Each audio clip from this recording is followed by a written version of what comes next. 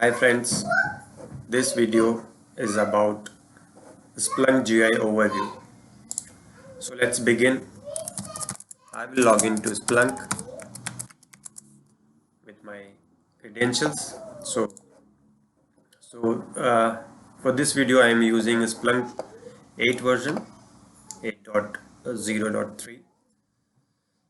So whenever you log into Splunk, it will land to this page. This is called home screen or home launcher in terms of Splunk terminology. So this left hand side, all the applications which are installed in your environment will be shown here. So this is called as application bar or application panel. Then once you click on any of the application, the application menu or application bar will turn to drop down. Okay, and any other application related things will come over here. So again we'll go back to that. Now if you can see the settings, so it will give you it will help you to manage your apps. The sign will click over here and you can see all the apps which is installed in your environment. Okay, so these are the apps which are currently installed in my environment. Now we can see there is an app name. So this is the name given to the app. Folder name, the folder name which is stored in the backend. So whenever you log into CLI, you can see this folder name. These two name can be different, so we can put it on our convenient. So next is version, whatever version you want to put for the for a particular application, or if you have installed from Splunk app, then you the version which you have downloaded will be shown here. Next is update checking. So if you have selected yes, so if in case any app update is there on Splunk app, so it will automatically get updated. So generally in any of the environment, generally keep it as no, because if you do it uh, you keep it as yes, so generally when application get updated, it will the Splunk will get automatically started. So to avoid that, we keep it as no. Visible, so visible, it shows the visibility of your app. So if we keep it as yes, so that means the app can be visible over here. So currently you can see there are few apps as search and reporting. You can see it's visible yes, so you can see it here. Then there are some systems apps like home launch. So as we have landed to this page, home launcher, so this app is called home launcher. Okay, then next option is sharing, the app sharing. So you can go to permission and you can select whether you want to share app among people or no. So you can share only to this app, or you can share among all the apps, and also with the read write access. So whatever you want to select, you can do it. Okay, status, disable, enable, so you can do it. So again, the action, whatever action you want to perform. Edit property, if this option will get selected only when you have admin access. So edit property, you can do like you can change it and upload a file in your application if you want.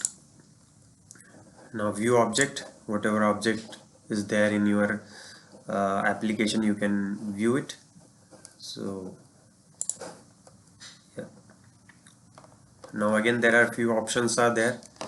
Browse more apps. So browse more apps, as I shown in my one of the video, I have downloaded DB app, so you can search any of the app and you can install in your environment. Here you can see the categories. Whatever app you want to install is belong to which category, you can search it easily. Sim version, compatible version you want to give, app, add-on, app or add-on you want to select, app and add-on. uh, Support type, it is the developer means it is not developed by Splunk, and third, indirect you can say the third party developers. Splunk, supported by Splunk or not supported, so this way you can select it. Inputs, and these all parameters you can select and filter the apps. Now the next option is install app from file. So this option you can choose when you want to install, you have downloaded app from Splunk app and you want to download it in your environment. So just go and select it, choose the tar file and select it here and upload it. It will get installed. So yeah, so if you want to create app, you can do that. So I will make video on how can we create apps. So this video is not with respect to create app, and also I will in that I will explain in detail how can we deal with that. So this is all about app configuration. Now we can go to next thing. uh, next tab is this is called a home page. If you want, you can change it by uh, with your settings. So uh, by default you will see like this. Now this is product tour. If you want to uh, you want to learn about how to add data, how to search tutorial, and the dashboard tutorials, you can do it like this. You can click on over here and this will navigate to you about how can you ingest the data. Now next one is about search. So about search also, it will give you few things about search. And then the next one is dashboard tour. So similarly it will show about some tutorial about the dashboard. Now next one is add data. It will redirect you to add data. So in one of the video I have covered how to ingest the data in Splunk. So if you want, you can go through that video, explore the data. So this came in new version of Splunk. So this is like advanced Splunking. Apps, directly you can go to app from there. So it will change the window and go to new window. Now this is all about your home page. Now you can go to user. If you have logged into administrator, so it will give you admin or your username. So yeah, so here you can see account settings. So whatever, and you want to change a password or email address, you can save it over here after changing it. Now logout, you all know about logout. Preferences, there are a few preferences, global preferences.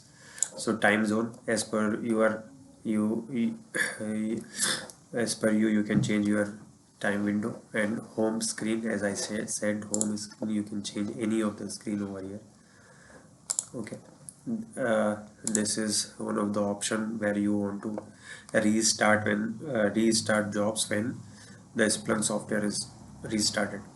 So if you want to do any changes, this is just applied. Now this is very important part, important in terms of if you want to see your search GUI, if you want to see in fancy direction, fancy look, so you can do that. So first is general settings. In general settings, normally search assistance, it comes with compact search assistant. Now where you can see, like if you select line number, so it will show in search term, it will show you line number. Then auto format, your search will get auto formatted. I'll show you in a minute how it looks like. So I put first of all, I'll keep it none and make it apply. I'll go to search and reporting app. So index equal to, here it is not suggesting anything. So if now I go to preference and now editor, change to compact mode, apply.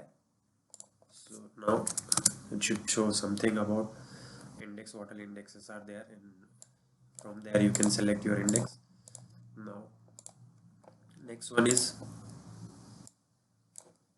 full assistant mode, where you can put, and it will give you detail about that search as well. So you can use these options. Now here line, as you can see here there are lines are mentioned over here. So line, you can see line over there. Auto search format, it will format your search in readable format, so you can play around that. Now themes, there are a couple of themes are there. Light theme, there where the keywords will be highlighted in different color, and your search is in like your search term is highlighted in black color. So if you click on black and white, like see your all the commands as well, the reserved word is also become black. If you want to select dark theme, you can select apply it. So you can, yeah. So this is all about preferences. Okay. So now messages, whatever warning and messages with respect to system, it will show it over here. So it comes with the alerting part, so you can send your customized alerting over here from the alerting. So I'll show you that in detail in my future videos. So for now you can consider it's a system warning message alerts. You can see that. Yeah. So next is setting. There are n number of settings are there. So generally these all settings are visible only to admin. For user level, you can see the knowledge base only and few other settings, but for admin you can see each and everything. Add data, you can directly go to add data, explore data. So this came along with the new version of Splunk. Monitoring console, monitoring console will give you about Splunk health. So from where here you can see how Splunk is performing, health check, summary, and everything. This video is not about health check, so I'll be covering this in my upcoming videos. So like you can see all the knowledge based system system settings. This is user level things. This is distributed system and data. So these settings, all settings are here. Now activity job. So whatever activity jobs are there, you can see over here. Activity job is nothing but a search which has completed, ongoing, or suspended, stopped. Whatever search is there, you can see the detail about it. Okay, job is nothing but a search, yeah. And triggered alert, through whenever you have any alert, it will show over here. So this is all about that. Help, as you know, you can see it here, all about Splunk. So it has a version 8.0.3, build Splunk, DF, Hadoop, and all the other details you can see. Okay, help, you can, what is new, tutorial, Splunk answers, and everything, you can see it over here. So I have covered all the options in Splunk. Now there are few more thing. This can be additional thing. So if you means this is search and reporting is also one of the app which is installed, and we generally interact more with this app. So this bar is called a search bar. Whatever search is there, we write it over here like this. So you can see search, there you can see all the events over here. Now I want to go more over here, and then you can see how to search, documentation, tutorial, and summary about your data summary. So you can see how many source types are there and hosts are there. So you can see the list of it. So currently it's there are few data is there, so it's taking time to load. So you can see all host, source, and source type over here. Then here you can see history, search history, whatever searches you have ran. This will show the search history. This will help you when you forgot to write your search somewhere, and you can search, you can see those searches over here. It has options as well if you want to do it through index name, or you can search it over here. So now next option is time, and this is very important. Means generally one should not search for longer time, it will impact your system. So generally we keep it 15 minutes, 20 60 minutes, 24 hours, 4 hours. So you should not run your search for all time, so it will impact your system performance. Likewise, you have a relative time, like you want to run for past 4 hours or past 4 days. Likewise, you can begin with. So all the options are there. Relative times are there, like which time, relative time, like which time to time you want to give. Time range and date is also there. This one is date range, and this is date and time range. So you can specify the time and date. You can click on apply, accordingly it will get searched. Now this is bit advanced one, so you can minus whatever it will give you hours. You can put it day, minutes, or likewise you can search it. Once you do it, click on search. This is how it will search your search term. There are a few other options is also there in search and reporting analytics. So this has come with a new version of Splunk dataset. What all datasets are there in your environment, it will show you all the datasets, so you can play around with it. Reporting, what all reports are there with respect to this particular app, it will show it here. So these kind of tabs you can see for all the apps.